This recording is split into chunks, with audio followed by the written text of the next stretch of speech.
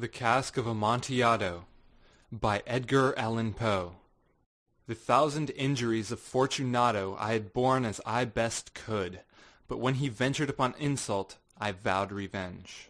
You, who so well know the nature of my soul, will not suppose, however, that I gave utterance to a threat. At length I would be avenged. This was a point definitively settled. But the very definitiveness with which it was resolved precluded the idea of risk. I must not only punish, but punish with impunity. A wrong is unredressed when retribution overtakes its redresser. It is equally unredressed when the avenger fails to make himself felt as such to him who has done the wrong. It must be understood that neither by word nor deed had I given Fortunato cause to doubt my goodwill. I continued, as was my wont, to smile in his face, and he did not perceive that my smile now was the thought of his immolation. He had a weak point, this Fortunato, although in other regards he was a man to be respected and even feared. He prided himself on his connoisseurship in wine. Few Italians have the true virtuoso spirit. For the most part their enthusiasm is adopted to suit the time and opportunity, to practice imposture upon the British and Austrian millionaires. In painting and gemmery, Fortunato, like his countrymen, was a quack, but in the matter of old wines he was sincere. In this respect I did not differ from him materially. I was skilful in the Italian vintages myself, and bought largely whenever I could. It was about dusk, one evening during the supreme madness of the carnival season, that I encountered my friend. He accosted me with excessive warmth, for he had been drinking much. The man wore motley. He had on a tight-fitting, party-striped dress, and his head was surmounted by the conical cap and bells. I was so pleased to see him that I thought I should never have done wringing his hand. "My dear Fortunato, you're luckily met. How remarkably well you're looking today. But I've received a pipe of what passes for Amontillado, and I have my doubts." How? Amontillado? A pipe? Impossible. And in the middle of the carnival. I have my doubts, and I was silly enough to pay the full Amontillado price without consulting you in the matter. You were not to be found, and I was fearful of losing a bargain. Amontillado? I have my doubts. Amontillado? And I must satisfy them. Amontillado! As you're engaged, I'm on my way to Lucchesi. If anyone has a critical turn, it's he. He will tell me. Lucchesi cannot tell Amontillado from sherry. And yet some fools will have it that his taste is a match for your own. Come, let us go. Whither? To your vaults. My friend, no. I will not impose upon your good nature. I perceive you have an engagement. Lucchesi... I have no engagement. Come. My friend, no.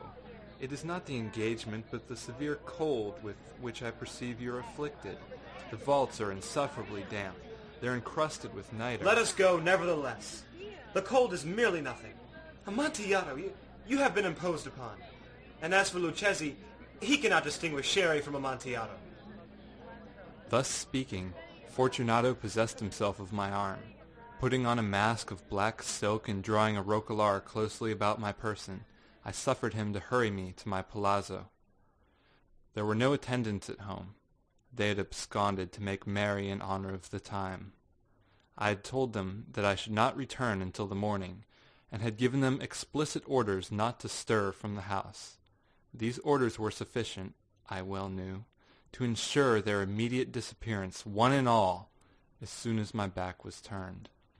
I took from their sconces 2 flambeaux, and giving one to Fortunato, bowed him through several suites of rooms to the archway that led into the vaults. I passed down a long and winding staircase, requesting him to be cautious as he followed. We came at length to the foot of the descent, and stood together on the damp grounds of the catacombs of the Montresors.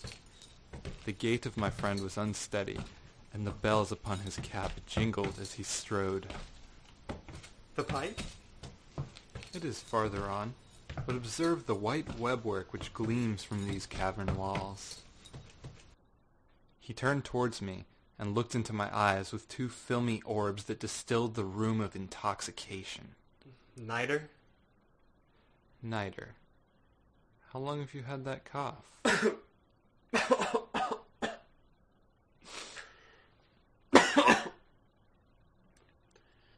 It is nothing. Come, we will go back. Your health is precious. You are rich, respected, admired, beloved. You are happy, as I once was. You are a man to be missed. For me it is no matter. We will go back. You will be ill, and I cannot be responsible. Besides, there's Lucchesi. Enough! The cough's a mere nothing. It will not kill me. I shall not die of a cough. True, true. And indeed I had no intention of alarming you unnecessarily. But you should use all proper caution. A draught of this metic will defend us from the damps. Here I knocked off the neck of a bottle, which I drew from a long row of its fellows that lay upon the mould. He raised it to his lips with a leer.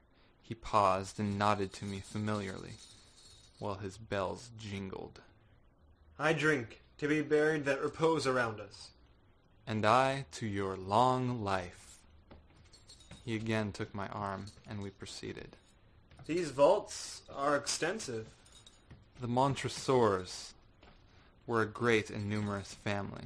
I forget your arms. A huge human foot door in a field azure. The foot crushes a serpent rampant whose fangs are embedded in the heel. And the motto? Nemo me impune lacessit. Good. The wine sparkled in his eyes and the bells jingled. My own fancy grew warm with the metic. We had passed through walls of piled bones, with casks and puncheons intermingling, into the inmost recesses of catacombs.